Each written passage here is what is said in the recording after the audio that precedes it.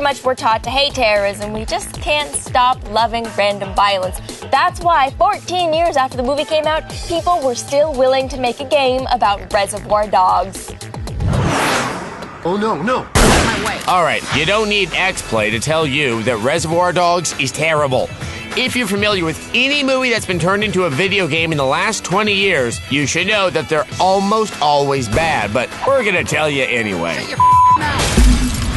Yes, Reservoir Dogs is one of a number of titles that takes classic gangster films like Godfather and Scarface and turns them into ugly, unremarkable video games. No more!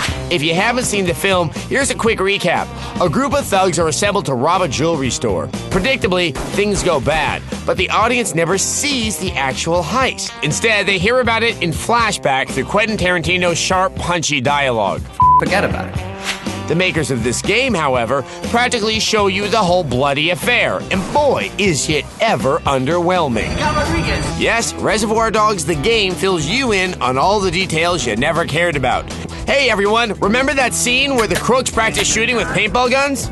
No? Oh yeah, that's because it never happened. You got me. And we definitely don't remember the series of sloppy, pointless racing sequences. I just love these quiet country drives. I don't understand how these guys can talk so calmly during high-speed car crashes. Oncoming traffic. Good plan. How are you still speaking? The impact alone would have killed you. When you're on foot, the game lets you take hostages anywhere, anytime. Like this unfortunate lady who's about to get her head slammed into a countertop.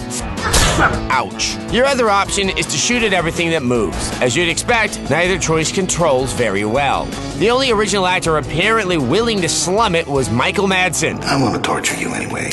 The rest of the characters are voiced by unconvincing sound-alikes. As a result, you can expect to hear the world's worst Steve Buscemi impression. Anyone else gonna give me today? But really, how could anyone expect this game to be good?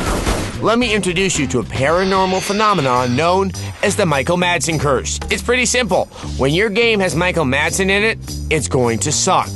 For example, Driver 3. I remember. True Crime, Streets of LA. The name is Don. And Yakuza. Stop around! The only positive aspect is the top-notch soundtrack, which has been reproduced song for song from the film.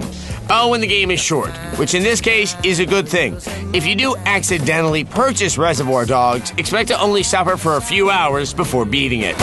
If Jack Thompson wants to do us a favor, he should crusade against the rampant, brutal cop killing in Reservoir Dogs and stop worrying about bullying. At least that way he'd be saving people from playing a crappy game. I'm getting tired of this. Reservoir Dogs gets a 2 This wasn't meant to go down like this. out of 5. It's your life. Your life. It's your show. Your show. An all-new Attack of the Show. Weeknights at 7 p.m. Only on G4.